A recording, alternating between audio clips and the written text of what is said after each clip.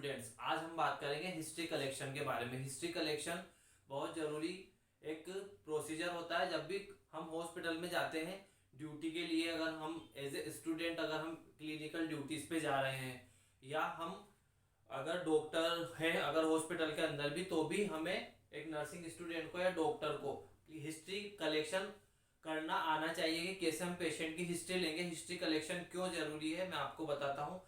Patient की history लेने से ही हमें पता चलता है कि पेशेंट को क्या डिजीज है, वो कहाँ से बिलोंग करता है, उसकी एज क्या है, उसकी एज के अकॉर्डिंग उसकी जो डिजीज है उसके सिम्टम्स क्या होने चाहिए या क्या आ रहे हैं, उसका ऑक्यूपेशन क्या है और उसके फैमिली हिस्ट्री क्या है। ऐसा तो नहीं है कि उसकी फैमिली में पहले से ही डिजीज थी, वही डिजीज उसको भी आ गई हो। ये सारी चीजें, पेशेंट की सर्जरी हुई है या नहीं हुई है, पहले अगर सर्जरी हुई है तो हो सकता है जो डिजीज वो लेके आया जिसके लिए वो एडमिट हुआ है वो सर्जरी के कॉम्प्लिकेशन की वजह से ही डिजीज हो गई। तो इन सब चीजों का पता लगाने के लिए सबसे पहले हमें पेशेंट का ट्रीटमेंट करने से पहले पेशेंट की हिस्ट्री लेना बहुत जरूरी है। तो यहाँ हमारे पास हिस्ट्री का फॉर्मेट है कि कैसे हम पेशेंट की हिस्ट्री कलेक्ट कर सकते हैं हॉस्पिटल के अंदर। तो सबसे पहले हम इसमें जो देखते हैं, आइए मैं आपको एक एक करके हम इसको धीरे धीरे समझेंगे, आप इसको आराम से समझना। सबसे पहले हिस्ट्री फॉर्मेट के अंदर identification of data of patient, मतलब पूरे पेशेंट का एक हम हिस्ट्री कलेक्शन कर रहे हैं। तो इसमें जो सबसे पहले आता है वो आता है पेशेंट का नेम। अब हम मान लेते हैं कि पेशेंट है जिसका नाम है अमन, तो हम यहाँ पे पेशेंट का नाम लिख देंगे अमन। उसके बाद या अगर कोई फीमेल पेशेंट है तो उसका हम मान सकते हैं प्रिया, तो या तो वो अमन मेल अमन हो सकता है, मिस्टर अमन या मिस प्रिया या मिसेस प्रिया। उसके बाद हम यहाँ पे लिखेंगे पेशेंट की एज, तो यहाँ पे अमन की एज मान लेते हैं हम 28 ईयर्स। नेक्स्ट आता है सेक्स, यानी कि उसका लिंग क्या है, तो हम अमन का मेल लिखेंगे, अगर प्रिया है तो हम फीमेल लिखेंगे। तो मेल या फीमेल दोनों में से एक हमें इसमें लिखना है।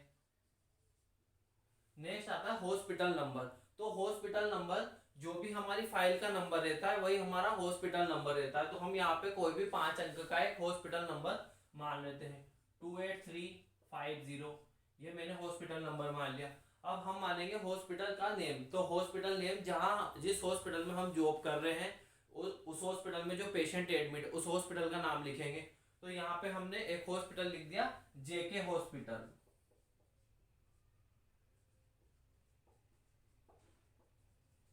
नेक्स्ट आता है हमारा IPD number. IPD number in patient department number. IPD का फुल फॉर्म होता है इन पेशेंट डिपार्टमेंट। जो ऐसे जो पेशेंट रहते हैं जो कि हॉस्पिटल के अंदर एडमिट होते हैं वो आईपीडी नंबर उनका आता है, यानी कि भर्ती होने के बाद फाइल नंबर जो उनका बन के आता है वो आईपीडी नंबर कहलाता है। तो इसको भी हम किसी भी 4 नंबर का मान सकते हैं। आईपीडी नंबर में वो भी आता है कि अब तक हॉस्पिटल के अंदर कितने पेशेंट देखे जा चुके हैं, तो हम मान लेते हैं कि इसका है 4289। ये 4 अंकों का हो सकता है, 5 अंकों का हो सकता है, 6 अंकों का हो सकता है, वो हॉस्पिटल के जो पेशेंट आ रहे हैं उसके अकॉर्डिंग होता है। उसके बाद आता है ओपीडी नंबर। ओपीडी नंबर मतलब ओपीडी का मतलब होता है आउट पेशेंट डिपार्टमेंट। यहां मैं आपके लिए फुल फॉर्म लिख देता हूं। आईपीडी का मतलब होता है इन पेशेंट डिपार्टमेंट,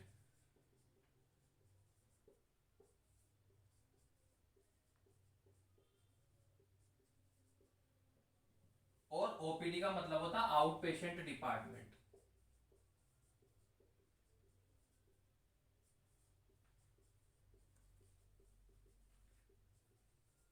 यहां हमें समझना जरूरी कि आईपीडी और ओपीडी में डिफरेंस क्या है।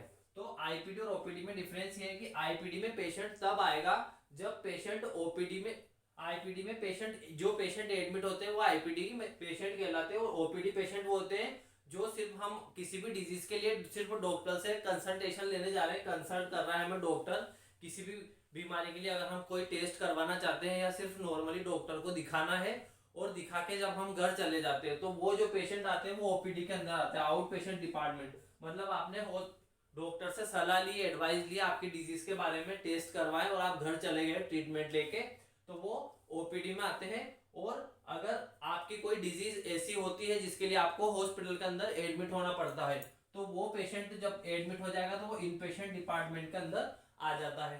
तो ये पेशेंट जैसे इससे पहले इसको सबसे, जैसे ये पेशेंट का आईपीडी नंबर ये है अमन का, तो ये ओपीडी में गया है इससे पहले, तो वहां पे जो भी इसका ओपीडी स्लिप पे नंबर होगा वो तो इसको भी हम मान लेते हैं 6 अंकों का कोई भी। नेक्स्ट अब हम देखेंगे डेट ऑफ एडमिशन। तो डेट ऑफ एडमिशन हम आज की डेट मान लेते हैं, तो आज है 12/4/23 यानी कि 12/4/23 है आज। अब वार्ड हम देखते हैं कि पेशेंट किस वार्ड में एडमिट है, तो हमें फाइल पे पता चल जाता है। ये हमें डिजीज के अकॉर्डिंग होता है, जैसे कि अगर नॉर्मली फीवर के लिए या पेन के लिए या वोमिटिंग नोशिया वगैरह इन चीज़ों के लिए अगर पेशेंट आता है तो जनरल वार्ड में होता है। हम मानते हैं कि हमारे पेशेंट की जो डिजीज है वो मान लेते हैं उसको टीबी की बीमारी यानी कि ट्यूबरक्लोसिस है, तो हम इसमें लिख देंगे, या तो हम इसमें लिखेंगे टीबी वार्ड, या हम इसमें लिख सकते हैं जो टीबी एक रेस्पिरेटरी की डिजीज होती है। अब रेस्पिरेटरी की यानी कि सांस से संबंधित बीमारी होती है, तो सांस से संबंधित जहां पेशेंट रहते हैं उसको पल्मोनरी वार्ड भी बोला जाता है, तो हम यहाँ पे या फिर पल्मोनरी वार्ड लिख सकते हैं।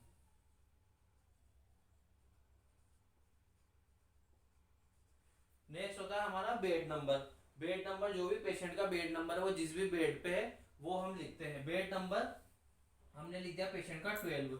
अब बेड नंबर हम क्यों जरूरी होता है, सारी चीजें क्यों जरूरी होती है, क्योंकि जब भी हम पेशेंट का ट्रीटमेंट करते हैं तो कई बार क्या होता है कि अमन नाम के 2 पेशेंट भी हो सकते हैं जिनकी सेम एज हो सकती है, और हो सकता है वो एक ही जगह से या एक ही गांव से बिलोंग करते हो, तो आईपीडी नंबर ओपीडी नंबर उनके डिफरेंस रहते हैं और बेड नंबर उनके डिफरेंट रहेंगे। तो इससे क्या होगा कि हम पेशेंट का जब मेडिकेशन करने जाएंगे तो हम इन्हीं आईपीडी ओपीडी नंबर और बेड नंबर वार्ड नंबर इन्हीं चीजों से हम पेशेंट का ट्रीटमेंट कर पाएंगे, जिससे हम गलती नहीं करें, यानी कि एक पेशेंट की जो मेडिकेशन है जो दवाइयां हो किसी दूसरे पेशेंट को ना चला जाए, इसीलिए इन सारी चीजों को इसमें फॉर्मेट में कवर किया गया है। नेक्स्ट आता है हमारा एड्रेस। तो हम मान लेते हैं कि पेशेंट है वो जहां से भी है उसका एड्रेस, तो हम मान लेते हैं पेशेंट है इंदौर का, तो हमने यहां लिख दिया इंदौर। इसके बाद आता है लैंग्वेज। लैंग्वेज मतलब पेशेंट हमसे किस भाषा में बात कर रहा है, या हम जो हिस्ट्री कलेक्शन कर रहे हैं, तो बेसिकली हम इंडिया के अंदर ज्यादातर जो रूरल एरिया होते हैं या छोटी सिटीज होती है उनमें या प्राइवेट छोटे हॉस्पिटलों में हम सबसे पहले ज्यादातर जो पेशेंट रहते हैं वो कौन सी लैंग्वेज प्रीफर करते हैं, हिंदी लैंग्वेज प्रीफर करते हैं, तो हम उसमें हिंदी लिख सकते हैं।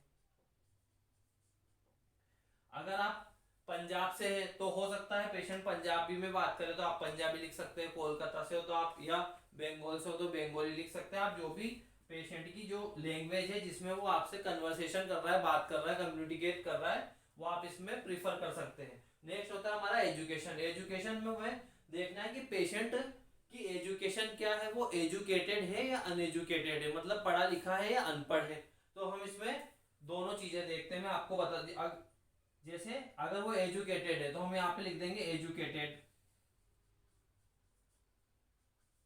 और अगर वो पढ़ा लिखा नहीं है तो हम यहाँ लिख देंगे अनएजुकेटेड। अगर पेशेंट एजुकेटेड है तो यहाँ पे हम क्या करेंगे, मेंशन कर देंगे कि वो कितना पढ़ा है, 10th पास, 12th पास, बीए पास, या कोई भी जो भी उसने डिग्री कर रखी है उसको हम यहाँ पे मेंशन कर देंगे। अब अमन जो पेशेंट है इसको मान लेते हैं हम कि ये जो है वो बीए पास है। इससे पता चलता है कि पेशेंट का एजुकेशन लेवल क्या है। इसी तरीके से हम एजुकेशन लेवल पता होने से हम पेशेंट से उस तरीके से बात कर पाएंगे, उसकी नीड्स को समझ सकेंगे और कम्युनिकेट ठीक से कर पाएंगे। अगर पेशेंट अनएजुकेटेड है तो हमें पेशेंट के उस तरीके से उससे बात करनी पड़ेगी जिस तरीके से पेशेंट को समझ में आ सके। नेक्स्ट आता है हमारा ऑक्यूपेशन। अब ऑक्यूपेशन का मतलब होता है कि पेशेंट काम क्या करता है, जैसे कि मतलब उसका, अगर मान लो कोई पेशेंट है जो अनएजुकेटेड है तो हो सकता है वो मजदूरी करता हो, तो आप यहाँ पे लेबर लिख सकते हैं। इसके बाद अगर वो किसान है तो आप लिख सकते हैं या फार्मर, या हो सकता है वो बिजनेस करता हो कोई भी, तो आप यहाँ पे बिजनेसमैन लिख सकते हैं। और अगर पेशेंट एजुकेटेड है तो एजुकेशन में जो भी वो करता है, अगर वो टीचर है आप एजुकेशन के अंदर अगर जैसे कि वो टीचर है तो आप लिख सकते हो टीचर, या जो भी और कोई वो जॉब करता है वो ऑक्यूपेशन में आता है। ऑक्यूपेशन का मतलब है कि आप क्या व्यापार करते हैं या क्या काम करते हैं, बिजनेस करते हैं, वो सारी चीजें इसके अंदर आएगी। नेक्स्ट है मैरिटल स्टेटस। मैरिटल स्टेटस का मतलब होता है कि पेशेंट जो है वो विवाहित है या अविवाहित है, मतलब उसकी शादी हुई है या नहीं हुई है। अब अगर पेशेंट की शादी हो चुकी है तो हम यहाँ पे लिख देंगे मैरिड, अगर नहीं हुई है तो हम लिख देंगे अनमेरिड। इसके बाद नेक्स्ट आता है मंथली इनकम। मंथली इनकम जो भी पेशेंट कमाता है तो हम ये देख उसमें वो मेंशन कर देंगे। अब हमारा पेशेंट है मान लो 15,000 पर मंथ कमाता है तो हम यहाँ लिख देंगे 15,000 पर मंथ। मंथली इनकम हम इसलिए पूछते हैं पेशेंट की, जिससे हमें पता चलता है कि पेशेंट की जो इकोनॉमिकल कंडीशन है, जो आर्थिक स्थिति है, वो किस प्रकार की है। उसी के आधार पे हम पेशेंट का ट्रीटमेंट अच्छे से कर पाते हैं कि वो जो टेबलेट्स है, जो ट्रीटमेंट है, उसको अफोर्ड कर पाएगा या नहीं कर पाएगा, या और उसको बताया जा सकता है कि आपका जो ट्रीटमेंट है वो महंगा है, सस्ता है, जिस भी तरह का है। वो सारी चीजें मैनेज करने के लिए हम पेशेंट का मंथली इनकम भी इसमें देखते हैं। उसके बाद होता है प्रोविजनल डायग्नोसिस। तो ये सबसे इंपॉर्टेंट चीज होती है प्रोविजनल डायग्नोसिस। अब इसमें हम क्या देखेंगे कि उस पेशेंट को कौन सी बीमारी है। तो हमने यहाँ क्या देखा था कि हमारे पेशेंट को क्या है, टीबी। तो हमने यहाँ पे लिख दिया टीबी। ठीक है, टीबी का पूरा नाम है ट्यूबरक्लोसिस।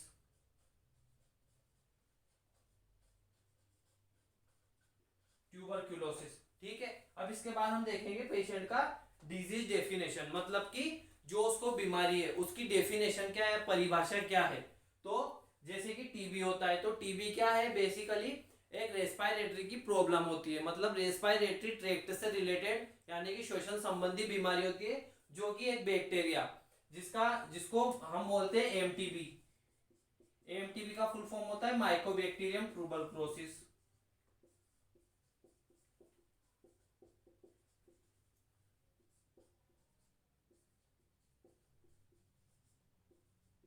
माइकोबैक्टीरियम ट्यूबरक्लोसिस ये टीबी का कोज होता है, मतलब टीबी का कारण ये बैक्टीरिया है। जब ये बैक्टीरिया हमारे शरीर के अंदर एंटर करता है और ग्रोथ करता है तो हमें या मतलब उस पेशेंट को टीबी हो जाती है। तो ये था फॉर्मेट। इसके बाद हम नेक्स्ट देखेंगे चीफ कंप्लेंट के बारे में। चीफ कंप्लेंट का मतलब होता है कि पेशेंट की जो मुख्य समस्याएं हैं वो कौन कौन सी है। मतलब कि जब पेशेंट जैसे टीबी के लिए एडमिट या टीबी की बीमारी लेके पेशेंट एडमिट हो रहा है तो अभी उसको इस वक्त क्या क्या प्रॉब्लम आ रही है, या पिछले 2-4 दिनों में उसको कौन कौन सी समस्याएं हुई है, हेल्थ रिलेटेड कौन कौन से कॉम्प्लिकेशन हुए, सारे हम चीफ कंप्लेंट के अंदर कवर करते हैं।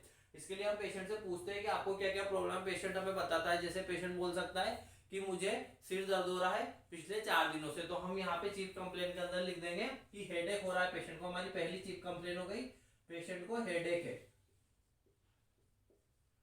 हेडेक इंटू 5 डेज, 5 दिनों से अगर उसको हेडेक है तो हेडेक इंटू 5 डेज। नेक्स्ट हम लिखेंगे अगर पेशेंट बोल रहा है कि मुझे फीवर हो रहा है, 2 दिनों से मुझे बुखार आ रहा है, तो हम यहाँ पे लिखेंगे फीवर इंटू 2 डेज। जिसके बाद पेशेंट बोल रहा है कि मुझे 2-3 दिनों से भूख नहीं लग रही है, तो भूख नहीं लगती है तो हम लॉस ऑफ एपेटाइट को क्या बोलते हैं, टर्म उसका है एनोरेक्सिया। तो हम यहां लिख देंगे एनोरेक्सिया। एनोरेक्सिया एक मेडिकल टर्म है। एनोरेक्सिया का मतलब होता है भूख नहीं लगना। अब कितने दिनों से उसे, वो 2 दिनों से भूख लग गई, तो हम लिख देंगे यहाँ पे एनोरेक्सिया 2 डेज। अब इसके बाद आता है हमारा history of present illness. History of present illness के अंदर हिस्ट्री ऑफ प्रेजेंट इलनेस और प्रेजेंट मेडिकल हिस्ट्री, ये दोनों चीजें एक ही होती है। मतलब इस वक्त पेशेंट को क्या क्या कंप्लेन है, क्या क्या उसको प्रॉब्लम है, वो हॉस्पिटल के अंदर किन कारणों से एडमिट हुआ, ये सारी चीजें इसके अंदर आती है। तो यहाँ पे हम लिखेंगे कि my patient mister Aman is admitted in JK hospital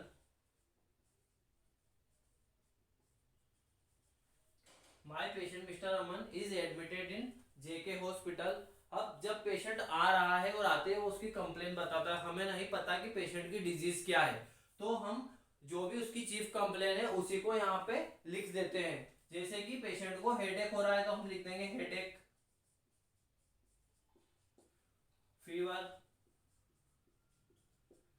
anorexia.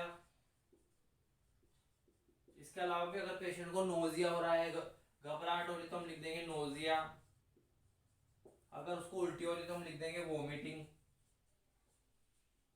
मतलब ये पेशेंट ने उसके लक्षण बताए, उसके सिम्टम्स बताए कि ये चीजें उसको हो रही है। अब इसके बाद हम क्या करते हैं, टेस्ट करवाते हैं। टेस्ट करवाने से हमें कन्फर्मेटरी डिजीज का पता चल जाता है कि आखिर पेशेंट की डायग्नोसिस, उसकी बीमारी कौन सी है। और अगर हमें पहले से पता है कि फाइल में अगर हम हिस्ट्री ले रहे हैं पेशेंट की, एज ए स्टूडेंट अगर आप हॉस्पिटल में जाके पेशेंट की हिस्ट्री ले रहे हैं तो फाइल में आपको डायग्नोसिस पता चल जाएगी। डायग्नोसिस का ये साइन होता है। अगर ऐसा कुछ लिखा है तो यहाँ पे लिखा रहेगा टीबी या ट्यूबरक्लोसिस, तो हम यहाँ पे डायरेक्ट लिख सकते हैं कि पेशेंट जो हमारा है। तो यहाँ पर फिर हम क्या करेंगे, इन चीजों को हटाकर हम डायरेक्ट यहाँ पे लिख देंगे my patient mister Aman is admitted in JK hospital for tuberculosis या टीबी। हम डायरेक्ट यहाँ पे डिजीज भी लिख सकते हैं। अगर हमें डिजीज नहीं पता तो हम चीफ कंप्लेंट पेशेंट की लिख सकते हैं। ये सभी हमें फाइल की हिस्ट्री फॉर्मेट में मिल जाती है। इसके बाद नेक्स्ट आता है हमारा पास्ट मेडिकल हिस्ट्री। तो पास्ट मेडिकल हिस्ट्री के अंदर भी हम देखते हैं कि इसके अंदर क्या क्या आएगा। हिस्ट्री ऑफ, नेक्स्ट आएगा हमारा हिस्ट्री ऑफ पास्ट इलनेस या past medical history.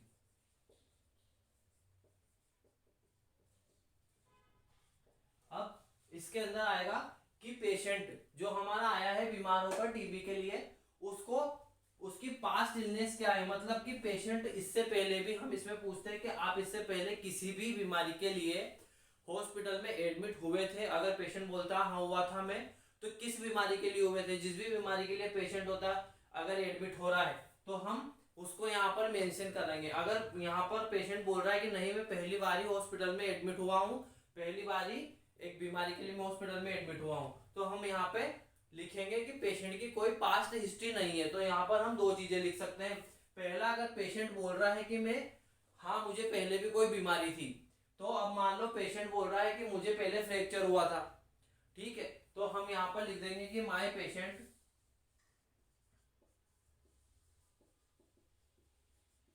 Mister Aman is admitted इन। अब वो कहाँ एडमिट हुआ था, इसी हॉस्पिटल में हुआ था या अदर हॉस्पिटल में। अगर इसी हॉस्पिटल में हुआ तो हम वहां पे इसी हॉस्पिटल का नाम लिख देंगे JK hospital. My patient mister Aman is admitted in JK hospital for, ठीक है, अब किस बीमारी के लिए हुआ था, for fracture in the past. ठीक है, अब पास्ट कितने टाइम पहले हुआ था। अगर वो बोल रहा है 2 साल पहले में हुआ था, तो हम क्या लिखेंगे, इन द पास्ट। उसके बाद हम लिखेंगे जो भी, अगर 2 साल पहले हुआ तो हम लिख देंगे पास्ट इन 2 years, मतलब 2 साल पहले एडमिट हुआ था। अब अगर पेशेंट बोल रहा है, हमारा दूसरा फॉर्मेट में क्या आएगा, अगर पेशेंट बोल रहा है कि मैं किसी भी बीमारी के लिए एडमिट नहीं हुआ, पहली बार मैं यहाँ पर किसी बीमारी के लिए एडमिट हुआ, तो हम यहाँ पे यही वाली लाइन लिखेंगे पहले, माय पेशेंट मिस्टर अमन।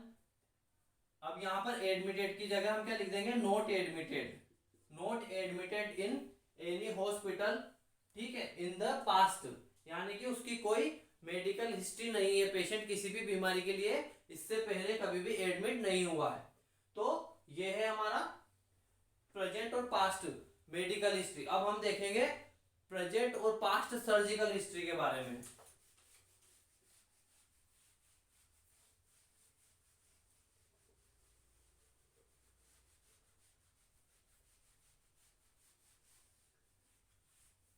तो अब क्या देखेंगे हम सर्जिकल हिस्ट्री के बारे में। तो हमारा फॉर्मेट का जो नेक्स्ट है वो है प्रेजेंट सर्जिकल हिस्ट्री,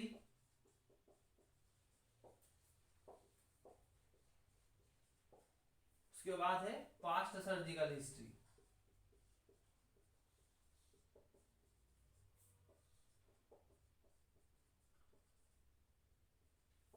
अब प्रेजेंट सर्जिकल हिस्ट्री में क्या आएगा कि पेशेंट की प्रेजेंट में, यानी कि इस वक्त जब पेशेंट एडमिट है तो क्या उसकी कोई सर्जरी हुई है, कोई ऑपरेशन हुआ है।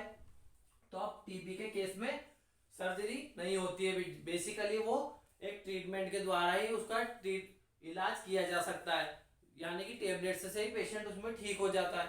तो हम यहाँ पे लिख देंगे कि पेशेंट की कोई सर्जिकल हिस्ट्री नहीं है, तो यहाँ लिख देंगे नो एनी सर्जिकल हिस्ट्री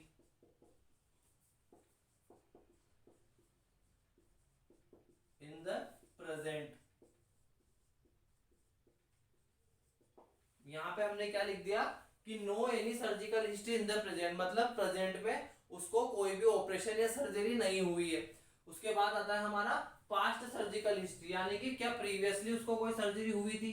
तो अब हमने देख लिया, अगर पेशेंट बोल रहा है कि नहीं मेरी कोई सर्जिकल हिस्ट्री भी नहीं है, मतलब मुझे पहले कभी कोई ऑपरेशन नहीं हुआ है, तो हम यहाँ पे यही लिख देंगे no any surgical history in the past लिख देंगे यहाँ पे। और अगर पेशेंट बोल रहा है कि हाँ मेरा, जैसे कि हमने माना था कि उसका 2 साल पहले फ्रैक्चर के लिए, मतलब उसका फ्रैक्चर हुआ था, तो फ्रैक्चर के लिए अगर हो सकता है उसका ऑपरेशन हुआ हो, तो हम लिख देंगे यहाँ पे कि my patient mister Aman is admitted, ठीक है, in the JK hospital for surgery of, जो भी उसकी बीमारी होगी, अगर उसका फ्रैक्चर हुआ है तो अगर उसको कोई रोड डली है, ठीक है, या और कोई भी उसको जो भी सर्जरी हो, सर्जरी का नाम हम यहाँ पर मेंशन कर। नेक्स्ट हम देखेंगे फैमिली हिस्ट्री। फैमिली हिस्ट्री में हम क्या क्या चीजें देखेंगे, आइए देखते हैं। तो सबसे पहले हम देखेंगे टोटल मेंबर्स ऑफ फैमिली, मतलब जो पेशेंट है उसकी फैमिली में टोटल कितने लोग रहते हैं। तो हम यहाँ पे मान सकते हैं कि पेशेंट की फैमिली में 4 लोग रहते हैं, ठीक है, तो यहाँ लिख देंगे हम 4 मेंबर्स। अब इसके बाद हम देखते हैं टाइप्स ऑफ फैमिली। अब टाइप्स मतलब 2 तरह की फैमिली होती है, एक होती है न्यूक्लियर फैमिली। न्यूक्लियर फैमिली का मतलब 3, 4, 5 लोग जो रहते हैं, ठीक है, यानी कि स्मॉल, तो स्मॉल फैमिली। और अगर एक होता है जॉइंट फैमिली जिसमें 15, 16 लोग, 10, 12 लोग, इतने लोग रहते हैं, वो होता है जॉइंट फैमिली, जो कि बिग फैमिलीज होती है।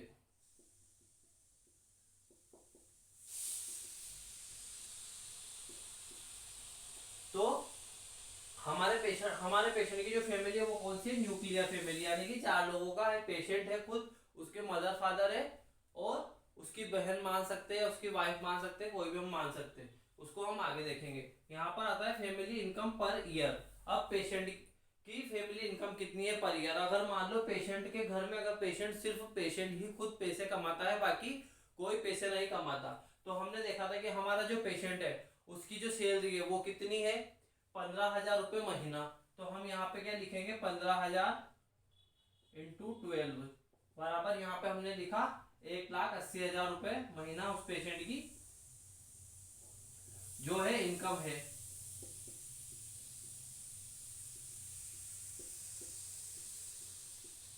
अब ये इसकी टोटल इनकम है। अब हम देखेंगे पर कैपिटा इनकम।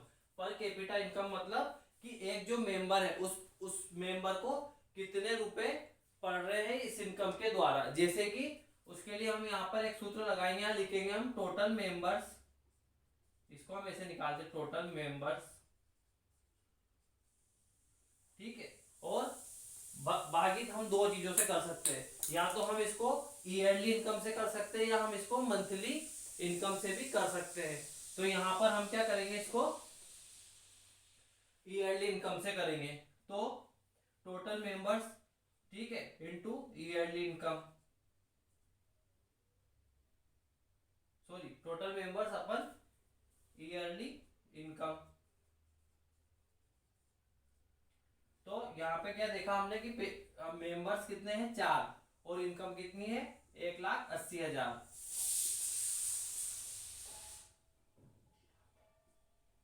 ठीक है।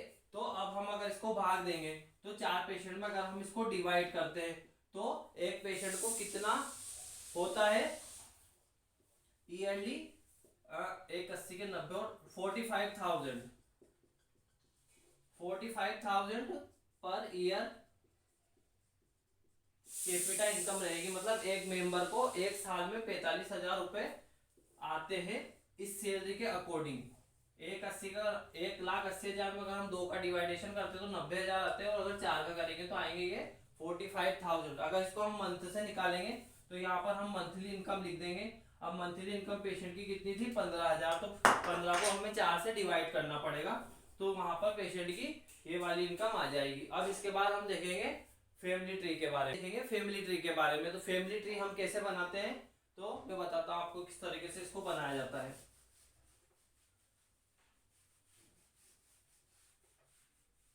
फैमिली ट्री हम इस प्रकार से बनाते हैं कि सबसे पहले हम यहाँ पर मेंशन करेंगे पेशेंट की। अगर 4 लोगों की फैमिली, यहाँ हमने देख लिया कि 4 मेंबर्स की इसकी फैमिली हो गई है, तो सबसे पहले हम पेशेंट के फादर को मेंशन करेंगे। उसके बाद हमने यहाँ पर उसकी मदर को मेंशन कर दिया। अब ये तो है पेशेंट के फादर। अब इनका नाम हम कुछ भी मान सकते हैं। हमने मान लिया कि ये कौन है? पेशेंट के फादर। तो हमने यहाँ पे मेंशन कर दिया कि ये है फादर और ये है मदर। ठीक है। अब पेशेंट की एज कितनी है? 28। तो उसके फादर को हम मान सकते हैं कि ये 50 ईयर्स के हैं। तो यहाँ पे हमने लिख दिया 50 ईयर्स, और पेशेंट के फादर का नाम भी लिख दिया। मान लो हमने लिख दिया मुकेश। ये अमन के फादर का नाम हो गया। अब मदर का, फादर की 50 ईयर्स अगर एज है तो मदर की हम मान सकते हैं 45 ईयर्स एज। अब इसमें हमने लिख दिया कोई भी नाम। मान लो हमने लिख दिया निर्मला। ये अमन की मदर हो गई।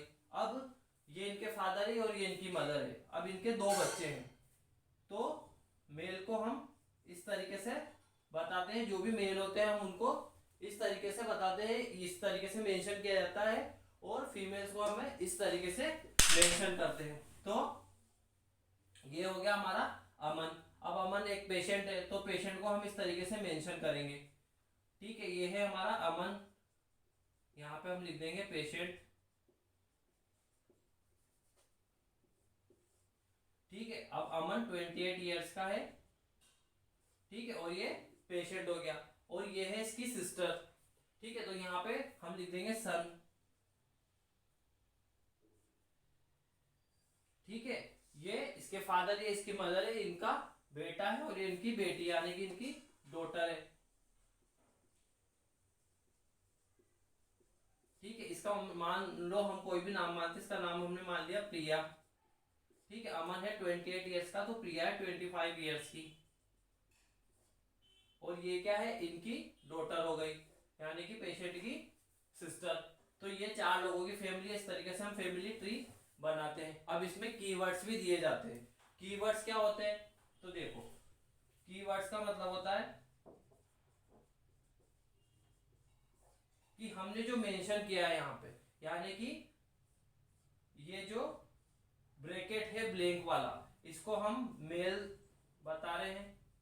ठीक है, ये मेल के लिए मान रहे हैं। और ये जो गोल वाला ब्रैकेट है, इसको हम काय के लिए मान रहे हैं? फीमेल के लिए मान रहे हैं। ठीक है, उसके बाद अगर पेशेंट है तो पेशेंट को हम मेल पेशेंट के लिए ये मानेंगे।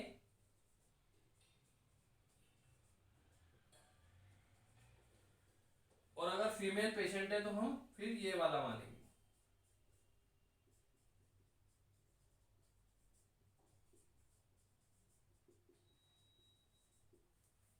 इसके बाद अगर किसी पेशेंट की डेथ होती है, अगर वो मेल फीमेल है, तो मेल पेशेंट अगर है जिसकी डेथ हो गई, मतलब फैमिली में अगर किसी की डेथ हो गई है, तो हम उसको इस प्रकार से मानते हैं। ये डेथ के लिए हम करते हैं। और ये होता है फीमेल की डेथ के लिए।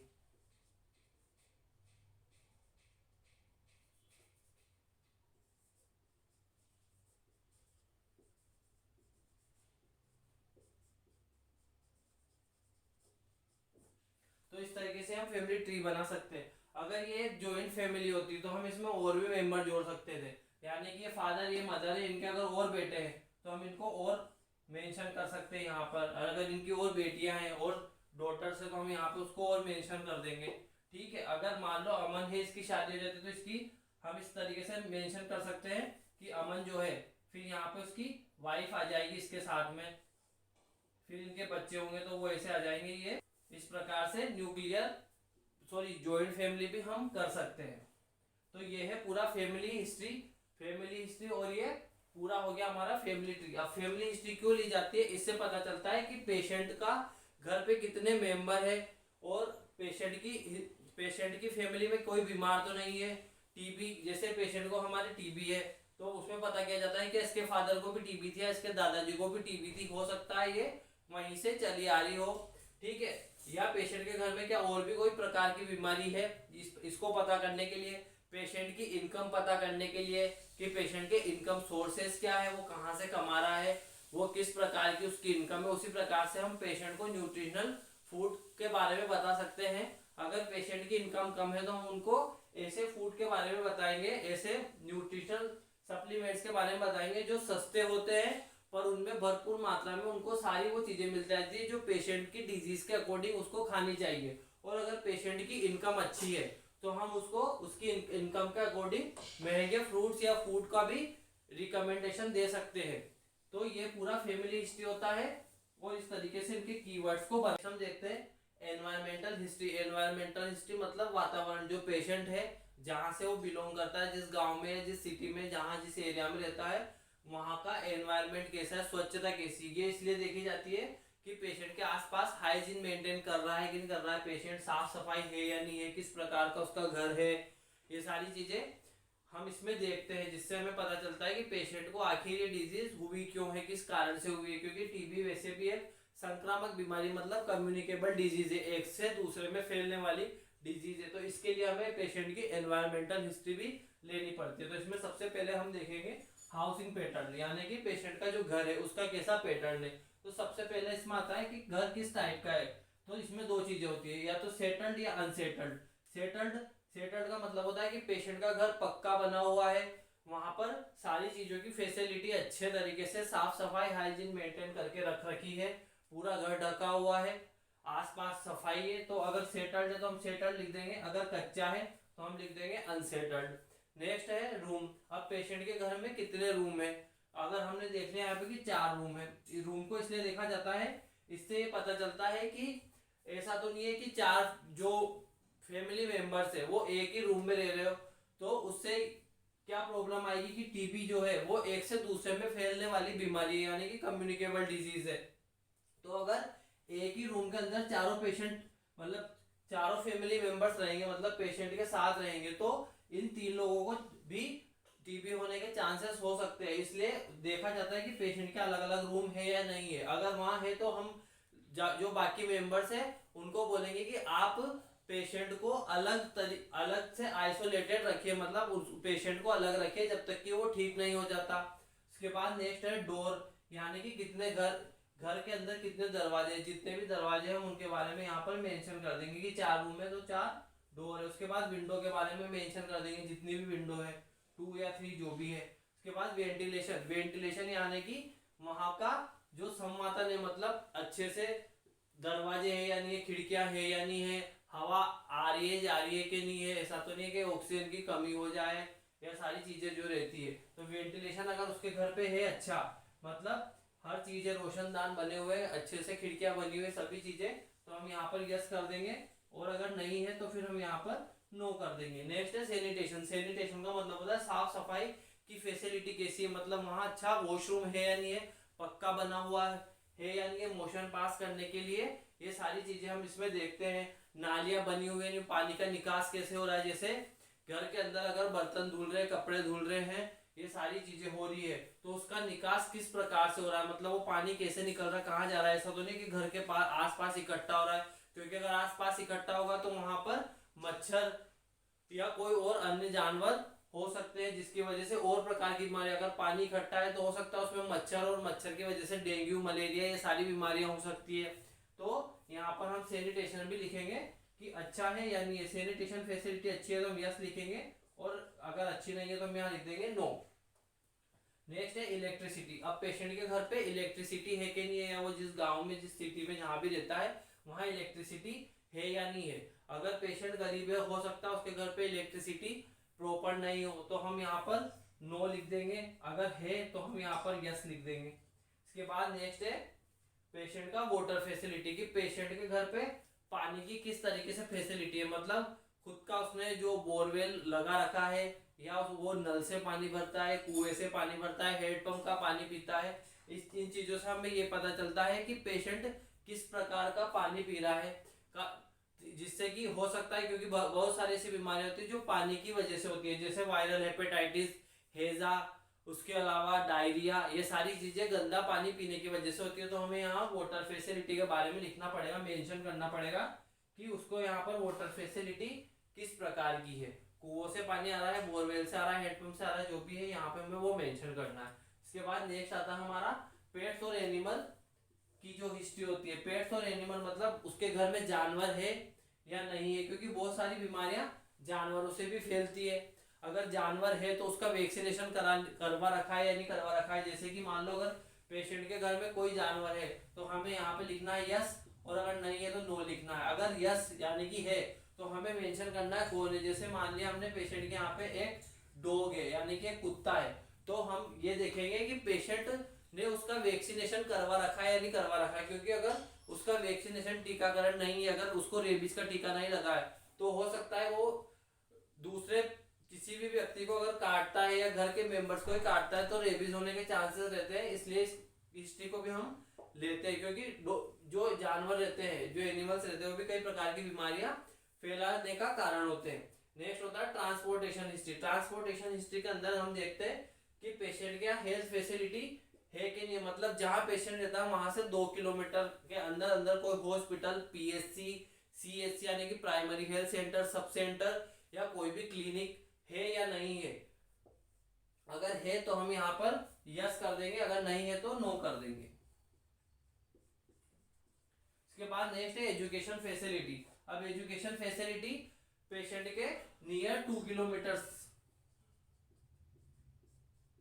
2 किलोमीटर के अंदर वहां पर कोई स्कूल है, कोई एजुकेशन सिस्टम है, अगर है तो हम यस करेंगे, और अगर नहीं है तो हम नो करेंगे। नेक्स्ट है ट्रांसपोर्टेशन। ट्रांसपोर्टेशन मतलब जहाँ पेशेंट रहता है वहां पे आसपास जाने के लिए क्या है, अगर पेशेंट को कोई प्रॉब्लम आ जाए या स्कूल जाते हैं या अगर कोई हॉस्पिटल में जा रहा है तो वहां पर ट्रांसपोर्टेशन की क्या फैसिलिटी है, बस जाती है, ट्रक चलता है, जो भी फैसिलिटी है, अगर ट्रांसपोर्टेशन है अच्छे से हॉस्पिटल तक जाने के लिए तो हम यहाँ यस करेंगे, और अगर नहीं है तो हम नो करेंगे।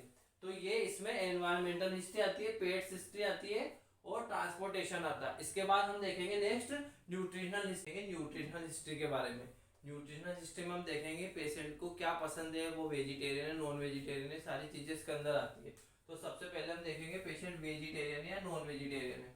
अब जो भी पेशेंट है वो हमको यहाँ मेंशन करना, अगर वेज है तो वेज लिखना है, और नॉन वेज है तो नॉन वेज लिखना है। उसके बाद पेशेंट को क्या क्या लाइक, मतलब उसको क्या क्या खाना पसंद है। अगर वेजिटेरियन तो वेजिटेरियन में उसको कौन कौन सी चीजें पसंद है, और अगर अगर वो नॉन वेजिटेरियन तो नॉन वेजिटेरियन में उसको क्या क्या पसंद है, वो सारी चीजें हमें यहाँ लिखनी है। नेक्स्ट है डिसलाइक। डिसलाइक मतलब पेशेंट को कौन सी चीजें खाना पसंद नहीं है, वो सारी चीजें हम इसमें मेंशन करेंगे। और उसके बाद होता है प्रीफर्ड फूड, मतलब पेशेंट कौन से फूड को, कौन से खाने को सबसे पहले प्रीफर्ड कर रहा है, मतलब उसको प्रायोरिटी दे रहा है, वो सारी चीजें इसके अंदर आएगी। इस हिस्ट्री से हमें ये पता चलता है कि पेशेंट जो चीजें खाता है उसके अकॉर्डिंग जो न्यूट्रिशन रहती है, यानी कि जो डाइटिशियन रहती है हमारी, वो क्या करती है, पेशेंट का मील प्लान बनाती है। यानी कि जब पेशेंट हॉस्पिटल के अंदर एडमिट है तो उसका डेली का एक मील प्लान बनता है, जिसको डेली मील प्लान बोलते हैं। मतलब कि पेशेंट को उसकी डिजीज के अकॉर्डिंग खाना देना। जैसे कि कुछ बीमारियां, मान लो कोई पेशेंट है जो एसिडिटी या एसिडिक पेशेंट है तो उसको तेज मिर्च मसालों वाला खाना, स्पाइसी फूड को अवॉइड किया जाता है, और ऐसी चीजें दी जाती है जिसकी वजह से उसको एसिडिटी नहीं हो। अगर कोई पेशेंट डायबिटीज का है तो उसको ऐसी चीजें दी जाएगी जो शुगर कोज नहीं करती हो, मतलब शुगर की बीमारी नहीं करती हो। तो इस हिस्ट्री के द्वारा हमें पेशेंट की डिसलाइक्स और लाइक्स का पता चलता है। इस प्रकार से हम उसका मील प्लान बना सकते हैं। उसके बाद नेक्स्ट जो होता है वो होता है एलर्जीज एंड मेडिकेशन। इस हिस्ट्री के अंदर हम देखते हैं कि जो हमारा पेशेंट है उसको किसी भी प्रकार की एलर्जी है क्या, किस चीज से, ड्रग या फूड से। अगर उसको किसी भी मेडिसिन से अगर किसी भी प्रकार की एलर्जी है तो हम यहाँ मेंशन करेंगे यस और नो में लिखेंगे। और अगर फूड से भी है, मतलब कुछ भी खाने से अगर उसको किसी प्रकार की बीमारी होती है तो यहाँ यस नो में मेंशन करेंगे। अगर कोई पेशेंट है वो बोलता है कि मुझे पैरासीटामोल खाने से सिर दर्द होता है, चक्कर आते हैं, वोमिटिंग होती है, कुछ भी होता है, तो हम यहाँ पे लिखेंगे यस ड्रग से, मतलब उसको एलर्जी है। अब किस ड्रग से है, यहाँ पे उसका नाम मेंशन करेंगे, ठीक है। उसके बाद अगर फूड, अगर उसको किसी फूड से एलर्जी है, कि अगर उसको खट्टा खाने से ही उसके दांतों में प्रॉब्लम आ जाती है या और भी कोई कोज है, तो हम यहाँ पे यस करके और उसको मेंशन करेंगे। उसके बाद sign and symptoms if present, यहाँ पे हमें लिखना है कि कौन कौन से साइन एंड सिम्टम्स होते हैं, यानी कि पैरासीटामोल को खाने के बाद उसको क्या क्या होता है, यहाँ वो चीजें लिखनी है। और किसी फूड को खाने से उसको क्या क्या होता है, वहाँ ये चीजें मेंशन करनी है। अगर उसको किसी भी प्रकार की एलर्जी नहीं है, पेशेंट बोलता नहीं मुझे किसी भी ड्रग से या किसी भी फूड से कोई प्रकार की एलर्जी नहीं, तो हमें यहाँ पर नो करना है। उसके बाद जो हमारी नेक्स्ट हिस्ट्री आती है वो आता है कंजप्शन। कंजप्शन का मतलब पेशेंट क्या क्या कंज्यूम कर रहा है, क्या क्या चीजें। तो इसमें सबसे पहले आता है अल्कोहल। अगर कोई पेशेंट है जो अल्कोहल का यूज कर रहा है, शराब या इन चीजों का, तो अगर है तो हम यहाँ पर लिखेंगे यस, और अगर नहीं है तो हम लिखेंगे नो। उसके बाद आता है टोबैको, यानी कि पेशेंट अगर तंबाकू खाता है तो हम यहाँ पर लिखेंगे यस, अगर वो नहीं खाता है तो हम लिखेंगे नो। इसके बाद नेक्स्ट आता है स्मोकिंग। अगर पेशेंट धूम्रपान करता है, स्मोकिंग करता है, सिगरेट बीड़ी ये सारी चीजों का यूज करता है, तो हम लिखेंगे यस और यहाँ पे लिखेंगे नो। इससे हमें पता चलता है कि पेशेंट का टीबी, अगर जैसे पेशेंट है अब वो स्मोकिंग कर रहा है, तो हमें पता चल जाएगा कि पेशेंट के टीबी का रीजन क्या है, स्मोकिंग। क्योंकि टीबी सिर्फ कम्युनिकेबल डिजीज ही नहीं है, मतलब एक से दूसरे में नहीं फैलती, इसको फैलने का माइकोबैक्टीरियम ट्यूबरक्लोसिस के अलावा ये रीजन भी हो सकते हैं। अगर वो स्मोकिंग करता है तो भी टीबी हो सकती है, अगर वो माल न्यूट्रेड है यानी कि पेशेंट कमजोर है तो भी उसको टीबी हो सकती है, मतलब जब वो बैक्टीरिया उसके शरीर के अंदर जाएगा तो उसको टीबी कोज कर सकता है। टोबैको से भी होता है। तो ये सारी चीजें हमें पता चलेगी। उसके बाद आता है psycho social history. Psycho social history के अंदर हम देखेंगे पेशेंट को किसी भी प्रकार की कोई प्रॉब्लम तो नहीं है, मतलब साइकोलॉजिकल यानी कि मानसिक उसको कोई प्रॉब्लम तो नहीं है। तो सबसे पहले हम देखेंगे इसमें स्ट्रेस, क्या पेशेंट को किसी प्रकार का स्ट्रेस है। अगर पेशेंट को किसी भी प्रकार का तनाव हमें दिख रहा है उसकी बात, उससे बात करने से, तो हम यहाँ पर लिख देंगे यस और नो। और अगर हम यहाँ पे ये भी लिख सकते हैं, स्ट्रेस अगर आपको दिख रहा है तो आप लिख सकते हो प्रेजेंट, और अगर नहीं है तो लिख सकते हो एब्सेंट। इसके बाद नेक्स्ट आता है काम, यानी कि पेशेंट शांत है या नहीं। काम का मतलब होता है शांत। अगर पेशेंट शांत है, कुछ नहीं बोल रहा है, तो हम क्या लिख देंगे यस या नो, ठीक है। उसके बाद आता है एंशियस। पेशेंट अगर एंशियस है, एंशियस का मतलब होता है चिंतित है। अगर पेशेंट चिंतित है, क्योंकि हॉस्पिटल का एनवायरमेंट ही ऐसा रहता है कि जब पेशेंट हॉस्पिटल के अंदर एडमिट होता है और पहले से बीमार है, तो उसको स्ट्रेस भी रहेगा और वो चिंतित भी रहेगा उसकी बीमारी को लेके। तो हम यहाँ पे प्रेजेंट एब्सेंट या यस नो जो भी हम लिखना चाहे वो लिख सकते हैं। तो इस प्रकार से ये पूरा हमारा आइडेंटिफिकेशन डाटा है। इस प्रकार से हम एक पेशेंट की हिस्ट्री कलेक्ट कर सकते हैं। इस प्रकार से हम देख सकते हैं कि पेशेंट को क्या बीमारी है, वो क्यों भर्ती हुआ है, क्या उसका पहले कोई ऑपरेशन हुआ था, नहीं हुआ था, उसकी न्यूट्रिशनल नीड्स क्या है, इन सभी की हिस्ट्री, हम ये हिस्ट्री कलेक्शन करके पेशेंट को और बेहतर ट्रीटमेंट उसका कर सकते हैं, उसकी बीमारी के अकॉर्डिंग उसकी जो जो कॉम्प्लिकेशन, जो जो समस्या, जो जो प्रॉब्लम है, उन प्रॉब्लम को सोल्व करके उसको जल्दी से जल्दी ठीक कर सकते हैं। तो ये था पूरा हिस्ट्री फॉर्मेट। आई होप आपको ये वीडियो अच्छा लगा होगा। अगर अच्छा लगा है तो इसको लाइक कीजिए, ज़्यादा से ज़्यादा शेयर कीजिए और मुझे सपोर्ट कीजिए। चैनल को सब्सक्राइब कीजिए। मिलते हैं अगले वीडियो में, तब तक के लिए गुड बाय, थैंक यू।